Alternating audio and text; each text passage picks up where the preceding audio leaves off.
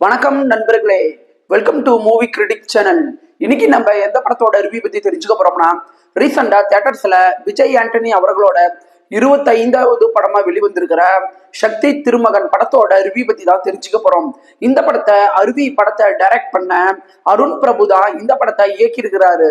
இப்ப இந்த படத்தோட கதை என்ன அப்படிங்கிறத மேலோட்டமா தெரிஞ்சுக்கலாம். படத்தோட ஹீரோ விஜய் ஆண்டனி ஒரு அரசியல் மீடியேட்டரா இருக்கிறாரு. சின்ன மீடியேட்டர் கிடையாது, பெரிய மீடியேட்டர்.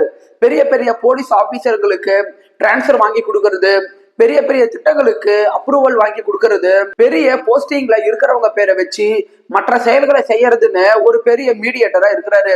இதன் மூலமா அவரு 6000 கோடி வரைக்கும் சம்பாதிக்கிறாரு. ஒரு நாள் இந்த விஷயம் இந்தியாவிலேயே பெரிய புள்ளியா இருக்கிற வில்லனுக்கு தெரிய வருது.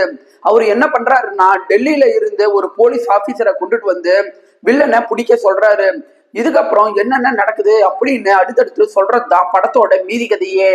இப்ப இந்த படத்தோட பாசிட்டிவ் என்ன அப்படிங்கறத தெரிஞ்சுக்கலாம். படத்தோட ஹீரோ விஜய் ஆண்டனியை நீங்க எடுத்துட்டீங்கன்னா, தன்னுடைய ஒரு கதாபாத்திரம் மூலமா இந்த மொத்த படத்தையுமே தாங்கி நின்றுக்கிறாரு. படத்துல பொருளாதாரம் சம்பந்தப்பட்ட வசனங்கள் பேசுற இடங்களாகட்டும், தன்னுடைய கதாபாத்திரத்துக்கு ஏத்த மாதிரி முக பாவனைகளை அவரு காட்டின இடங்களாகட்டும், இந்த இடங்கள்ல தன்னுடைய நடிப்பு திறமைய நல்லாவே வெளிப்படுத்திருக்கிறாரு.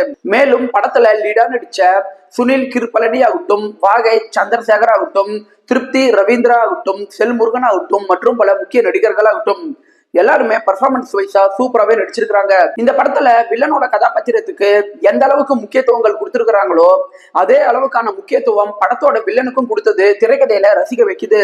இந்த படத்தோட ஃபர்ஸ்ட் ஆஃப் டைம் போறதே தெரியாத அளவுக்கு பரபரப்பான காட்சிகளோட திரைக்கதை ஃபர்ஸ்ட் ஆஃப்ல சூப்பராகவே மூவ் ஆகுது. படத்தோட செகண்ட் ஹாஃபோட ஸ்கிரீன் பிளே டீசென்டாவே இருக்குது. இந்த படம் ஒரு அரசியல் சம்பந்தப்பட்ட படம் அப்படிங்கறனால முழுக்க முழுக்க வசனங்கள் மூலமா தான் இந்த படம் மூவ் ஆகுது. வசன காட்சிகள் பல இடங்கள்ல ஆடியன்ஸோட கவனத்தை ஈர்க்குது அப்படின்னு சொல்லலாம். குறிப்பிட்டு சொல்லணும்னா, படத்தோட முதல் பாதியில ஹீரோ ஒரு மீடியேட்டரா இருக்கிறனால எப்படி தன்னுடைய வேலையை வெளியே முகமே காட்டாம ஒரு போன் கால் மூலமாவே செஞ்சு முடிக்கிறாரு அப்படிங்கிறத ஃபர்ஸ்ட் ஹாஃப்ல காட்சிகளா நல்லாவே கொண்டுட்டு வந்திருப்பாங்க. செகண்ட் ஹாஃப்ல நீங்க வந்ததுக்கு அப்புறம் மக்கள் ஏன் ஏழ்மையில இருக்கிறாங்க அப்படிங்கிறத ஹீரோ வசனங்கள் மூலமா பேசுவாரு. அப்ப வர காட்சிகளாகட்டும், செகண்ட் ஹாஃப் நீங்க வந்ததுக்கு அப்புறம் வாகை சந்திரசேகர் சம்பந்தப்பட்ட பிளாஷ்பேக் காட்சிகள் வரும். அப்ப வர வசன காட்சிகளாகட்டும், இதெல்லாம் இந்த படத்துல நல்லாவே இருக்குது. இப்ப இந்த படத்தோட நெகட்டிவ் என்ன அப்படிங்கறத தெரிஞ்சுக்கலாம். இந்த படத்தோட ஃபர்ஸ்ட் ஹாஃப் செகண்ட் ஹாஃபோட கம்பேர் பண்ணி பார்க்கும்போது செகண்ட் ஹாஃப் இன்னுமே இவங்க கொஞ்சம் பெட்டரா கொண்டுட்டு வந்திருக்கலாம். காரணம் என்னன்னா, செகண்ட் ஹாஃப்ல நீங்க வந்ததுக்கு அப்புறம் அங்கங்க சில சினிமேட்டிக்கான காட்சிகளை உங்களால ஃபீல் பண்ண முடியும். அது மட்டும் இல்லாம நாம பல படங்கள்ல பார்த்த மாதிரி இந்த படத்துலயும் ஹீரோயின் கதாபாத்திரத்துக்கு அந்த அளவுக்கு பெரிய முக்கியத்துவங்கள் கொடுக்கப்படல. ஒரு வார்த்தையில சொல்லணும்னா, இந்த படம் உங்க டைமுக்கு ஒத்தான ஒரு சூப்பரான படம் தான் இந்த படம். படத்தை தாராளமா ஃபேமிலியோடய பார்க்கலாம். விருப்பப்படுறவங்க பாருங்க.